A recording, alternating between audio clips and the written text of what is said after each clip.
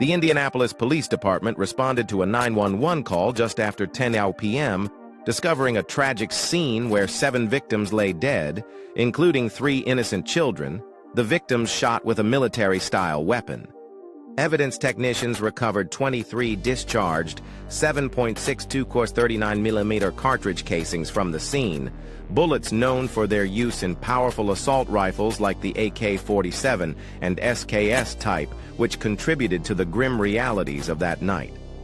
Witnesses reported that Flora Albaran arrived with a friend to pick up her son, only to find the house shrouded in darkness, an oddity that sent chills down her spine as she screamed for her friend not to enter. Moments later, the 2 suspects were seen fleeing through the front door, leaving Flora's terrified scream echoing in the still night air, a sound that marked the beginning of an investigation into a horrific crime.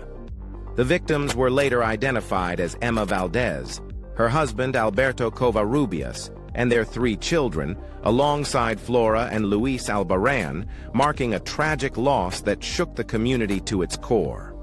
Police identified the suspects as James Stewart and Desmond Turner, with reports suggesting they were in search of cash and cocaine, leading to a desperate and deadly confrontation.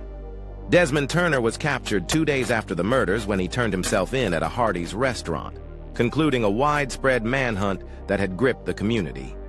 Prosecutors charged both Turner and Stewart with multiple counts of murder, highlighting the severity of their crimes and indicating that justice would be pursued vigorously. Initially seeking the death penalty against Turner, prosecutors ultimately opted for a sentence of life without parole, allowing him to waive his right to a jury trial in exchange.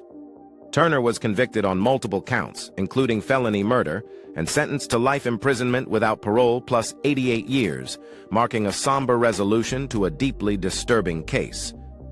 James Stewart faced similar charges, ultimately convicted and sentenced to 425 years in prison, a long-lasting consequence reflecting the severity of the crimes committed that fateful night. On September 28, 2011, the Indiana Supreme Court unanimously upheld Turner's convictions and sentence, cementing the sense of justice sought by the grieving families.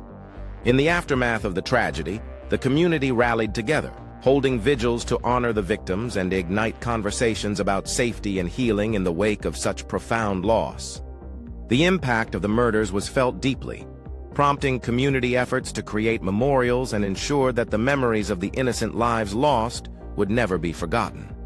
The community remained steadfast in their commitment to remember the victims, gathering for events that not only honored their lives but also advocated for an end to violence in neighborhoods.